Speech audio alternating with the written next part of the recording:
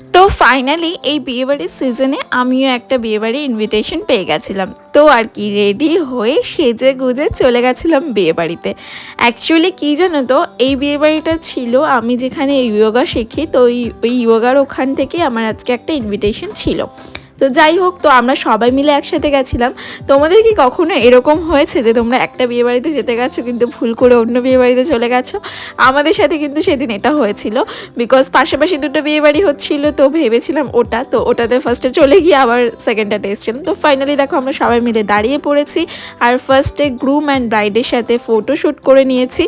তার কারণ এটা কিন্তু ম্যান্ডেটারি। আর আমরা কিন্তু আমাদের ইয়োগার ব্যাচের প্রায় সবাই গেছিলাম এই বিয়েবাড়ি ইনভিটেশনে। তো দেখো সবাই আমরা লাইন দিয়ে বসেছি, তো সবাই আমার থেকে অনেকটাই বড়, দিদি আছে, আন্টি আছে, তো সবাই আছে এখানে। তো সবার সাথে বসে বসে একটু স্ন্যাক্স আইটেম ট্রাই করছিলাম। আর যেটা আমার সবচেয়ে বেশি ভালো লেগেছে সেটা হচ্ছে এই ব্যাঙ্কোয়েটটা কিন্তু ভীষণ ভীষণ সুন্দর। যারা তোমরা দমদম এয়ারপোর্টের এদিকে থাকো তারা প্রায় অনেকেই চিনবে এই ব্যাঙ্কোয়েটটা। এটার নাম রয়্যাল গার্ডেন, ভীষণ সুন্দর। আমি এখানে ফার্স্ট টাইম আসলাম, আমার তো বেশ ভালো লাগছিল। আর ডেকোরেশনও কিন্তু খুব সুন্দর করে সাজানো ছিল।